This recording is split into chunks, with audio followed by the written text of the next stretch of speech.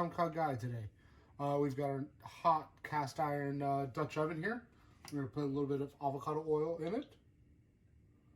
The key when you're making any curry or anything along those lines is to really, you want to fry the aromatics. So we're actually going to take this hot oil and we're going to throw in our ginger and our lemongrass first. And then we're just going to kind of cook that for a minute or two until it gets aromatic.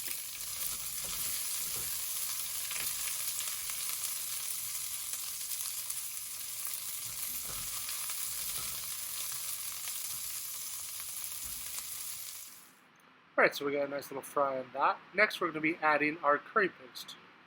We're going to be using my ploy, which you should be able to find in any of your international markets, or international aisles, excuse me.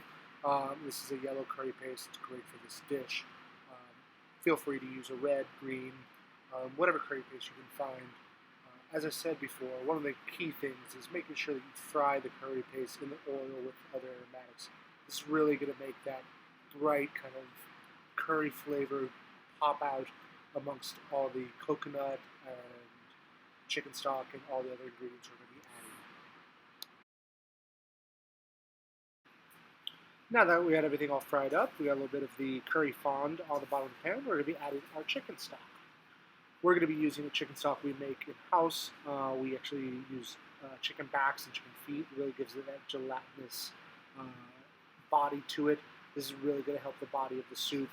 If you don't make your own chicken stock, use a chicken broth, or sorry, chicken bone broth if you can find it, or if you have any chicken, if you have a whole chicken and you want to boil it for pulled chicken, for chicken salad or whatever, you can take that Swanson broth, add that to it, and then save that liquid, and that's going to make a great chicken broth. Next, we got our coconut milk. This is obviously very traditional and going to keep the flavors nice and they're going to soften the curry flavors, but also give it a really great fat content. We're going to bring this soup up to a simmer. Got it on high heat. We're actually going to bring it to a full boil first and then turn it down to a simmer. We'll let all those flavors cook together, and then we'll show you guys how to finish it up.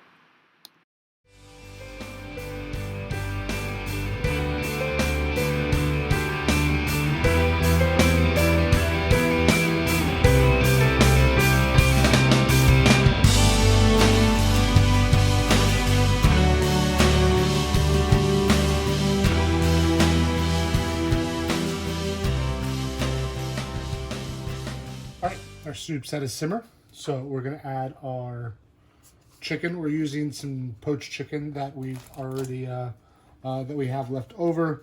You could use raw chicken. You just have to obviously cook it a little bit longer. We also have some raw sliced cremini mushrooms. You can use whatever kind of mushrooms you want. If you want to be a little bit fancier, you could use some maitakes or shiitakes, or if you just have the plain button mushrooms from your grocery store, you could use those as well. So we're going to bring this back up to a simmer and then let it simmer for about 15 minutes or so. And then we will season it with a little bit of brown sugar, lime, and fish sauce. And then we'll be ready to eat. So our soup is ready for its final touches. About a quarter cup of light brown sugar. The zest of 1 lime. As I said, if you can find kaffir lime leaves, put those in earlier when you add your coconut milk and your stock. But if you don't, you just use a little bit of lime zest and as well as some lime juice. So use the juice of half a lime.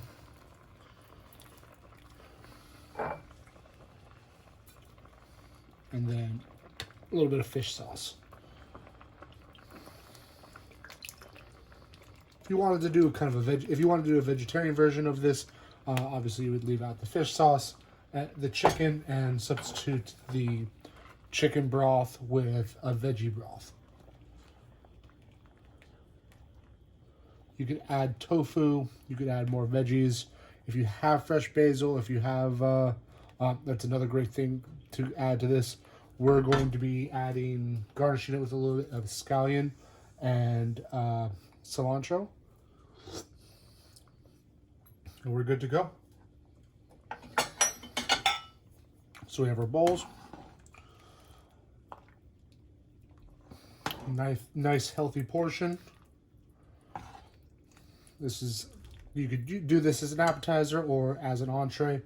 We're going to be eating with this with a little bit of green papaya salad that we picked up at the Asian market.